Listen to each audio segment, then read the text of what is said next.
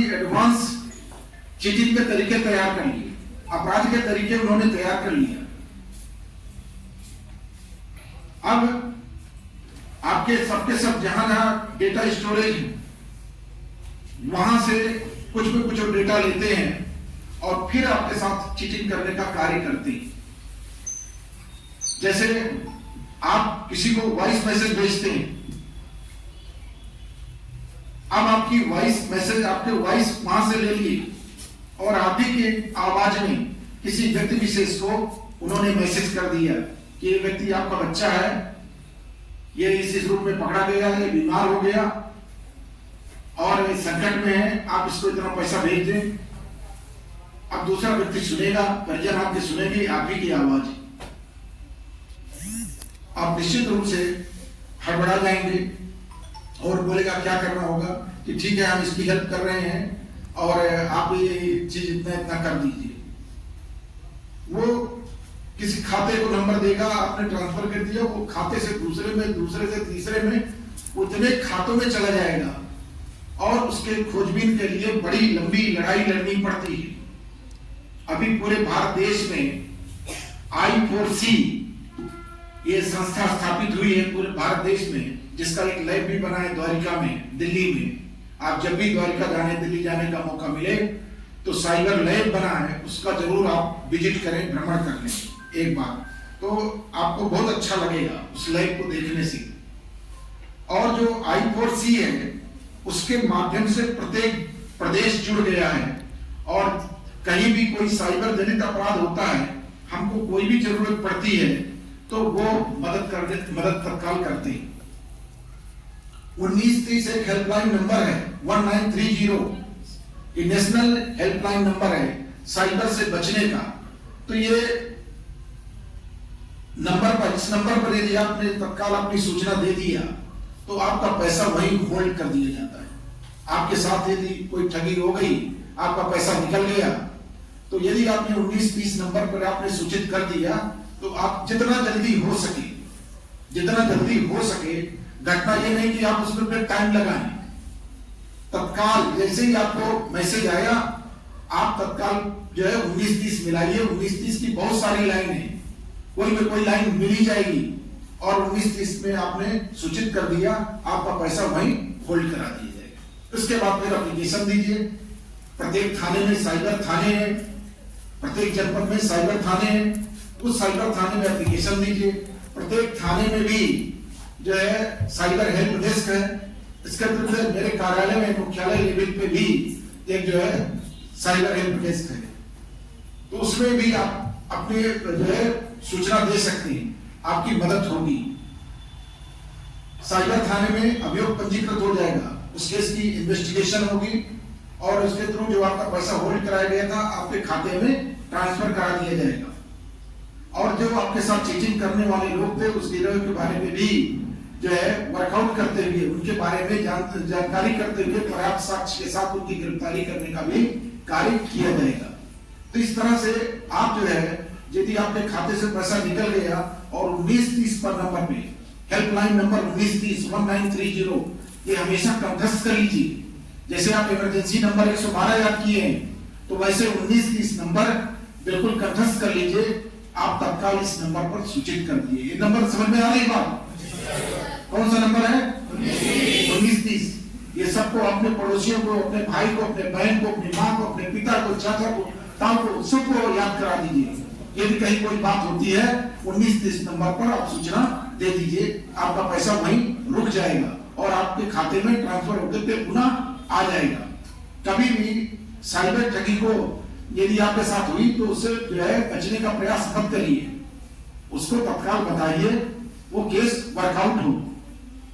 अन्यथा जैसे शरीर संबंधी अपराध होते हैं, कोई लड़का किसी बच्ची का पहले फिंगर पकड़ा, फिर सीधे सीधे वो कलाई पकड़ता है और कलाई तक यदि आपने रिएक्ट नहीं किया तो आगे बढ़ने का प्रयास करता है, उसका दुस्साहस बन जाता है। और जिस बच्ची ने तत्काल रिएक्ट कर दिया कि ठीक है दूर से बात करो, तो इसके बाद उस बच्चे की हिम्मत नहीं है कि आपकी कलाई को टच कर पाए।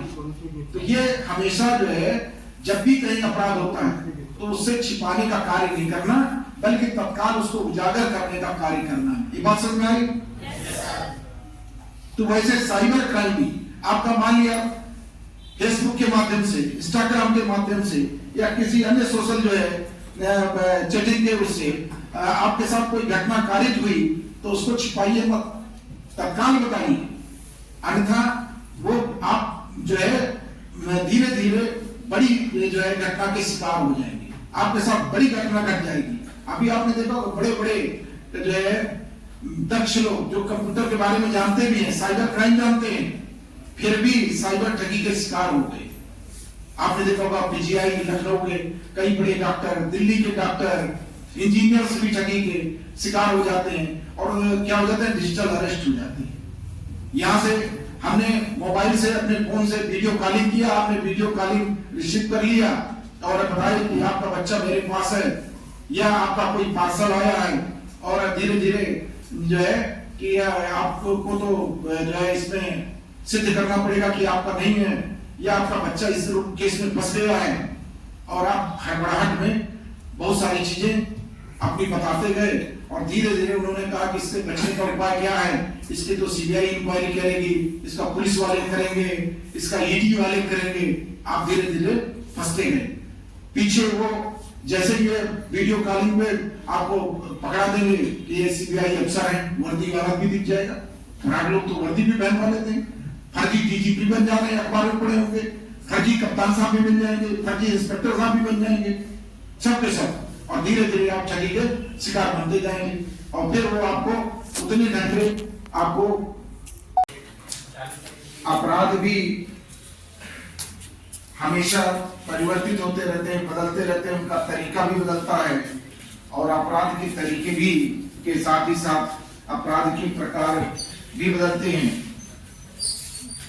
आपने देखा होगा कि पहले बॉडी ऑफेंसेस, शरीर संबंधी अपराध और संपत्ति संबंधी अपराध, यही दो अपराध होते थे, घटित होते थे। शरीर संबंधी अपराध में आप सभी जानते हैं कि जैसे किसी के साथ मारपीट कर दी गई, गलत शब्दों का प्रयोग हो गया, कोई धमकी दे दिया, तो ये शरीर संबंधी अपराध हो गए। और किसी का हमने चोरी कर लिया, सामान की चोरी कर लिया, पैसे की चोरी कर लिया, तो ये सारे अपराध जो है संपत्ति संबंधी अपराध होते थे।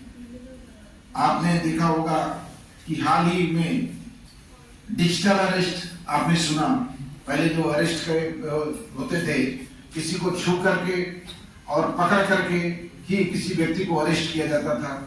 आपने देखा होगा जो बहुत ही दुर्दांत अपराधी होते हैं उनको हथकड़ी भी लग करके माननीय न्यायालय में पेश किया जाता है। लेकिन तकनीक के युग में डिजिटल अरेस्ट शब्द भी आप सबके बीच में आ गया, जिसमें किसी को न छूना है, न टच करना है, न पकड़ना है, और फिर भी वो व्यक्ति कैद हो जाता है। तो उसी कड़ी में साइबर अपराध भी एक नया अपराध सृजित हुआ है, और जो हम विकास कर रहे हैं टेक्नोलॉजी का, उसी के तहत ये साइबर अपराध भी हम सबके बीच में आ गए हैं। और साइबर अपराध से संबंधित शिकायतें प्रतिदिन बढ़ती जा रही हैं। ये जो घटनाएं साइबर से संबंधित हो रही हैं वो प्रतिदिन कुछ अज्ञानतावश घटित होती हैं। आम जन को अभी टेक्नोलॉजी का प्रयोग करते वक्त जो सावधानियां बरतनी है उनकी जानकारी नहीं है, और कुछ जो है ऐसी गलतियां कर जाते हैं जो सावधानी तो बरते हैं, फिर इसके बावजूद भी वो अपराध घटित हो जाता है। टेक्नोलॉजी के युग जो है प्रयोग से आप कोई बच नहीं सकता।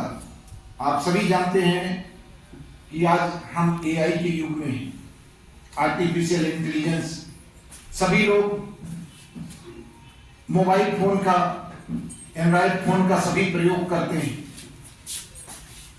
सभी सोशल मीडिया का प्रयोग करते हैं।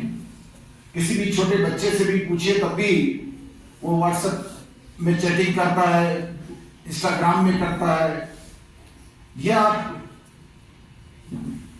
हमारे जो अन्य बातचीत के ऐप हैं, एआई के ऐप हैं, चाहे ChatGPT हो, या अभी आपने चाइना का जो ऐप आया DeepSeek हो, तो ये सारे ऐप को आप सभी प्रयोग करते हैं बातचीत के लिए भी। बहुत सारी जानकारियां भी मिलती हैं। गूगल का भी जेमिनी यूज करते हैं, और साथ ही बहुत सारी चीजें हम इससे बनाते भी हैं। मान लिया आपको प्रोजेक्ट आपको प्राप्त हुआ, तो प्रोजेक्ट बनाने का कार्य भी इससे बहुत सरल हो जाता है। तो टेक्नोलॉजी से हम बच नहीं सकते, और टेक्नोलॉजी हमको बहुत सहूलियत देती है। एआई के युग में आपने देखा होगा, अभी कुंभ मेले में यदि कहीं कोई गंगा जी में डूब रहा होता था, तो उसको बचाने का कार्य एआई के माध्यम से रोबोट कर रही थी। वहां हमारी जो रिवर पुलिस थी वो कार्य नहीं कर रही थी। जो फ्लड पुलिस होती है, एआई के माध्यम से रोबोट के द्वारा उनको बचाने का कार्य किया जा रहा था, और उस क्षेत्र में कोई भी व्यक्ति डूबने नहीं पाया। इतने अच्छे तरीके से टेक्नोलॉजी का प्रयोग हुआ। आपने देखा होगा जो अभी इन्वेस्टर समिति हुई थी लखनऊ में, वहां भी एआई के माध्यम से रोबोट का प्रयोग हुआ। धीरे धीरे बहुत सस्ते रोबोट जब आ जाएंगे 5 लाख 6 लाख की सीमा में, तो निश्चित रूप से हम सबके घरों में, विद्यालयों में रोबोट आ जाएंगे, और हमारा कार्य बहुत आसान हो जाएगा। डस्टिंग का कार्य है, सफाई का कार्य है, कुर्सी लगाने का कार्य है, कमरे की सफाई है, ये सब कार्य कौन करेगा? रोबोट करेगा। अभी हम मैनुअल आदमी करता है, तो हमारा कार्य कितना आसान हो जाएगा। किचन में खाना बनाने का कार्य कौन करेगा? रोबोट करेगा। और बहुत सस्ते रोबोट बहुत अच्छे तरीके से वो कार्य को संपन्न करेंगे। उनकी रोटी का सेक भी बहुत अच्छा होगा, सब्जी का टेस्ट भी, रेसिपी भी बनाएंगे, वो भी बहुत अच्छा बनेगा। तो हम एआई का युग है, टेक्नोलॉजी से बच नहीं सकते।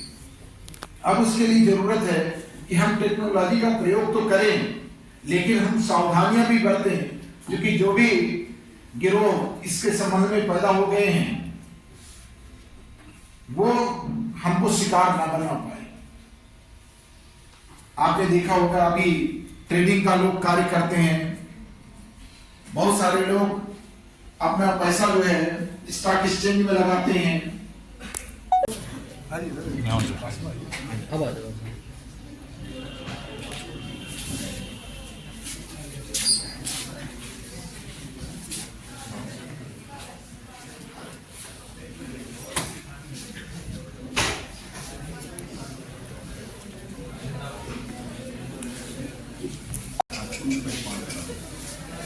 मैं इंद्रपाल सिंह पांचाली से निवेदन करूंगा।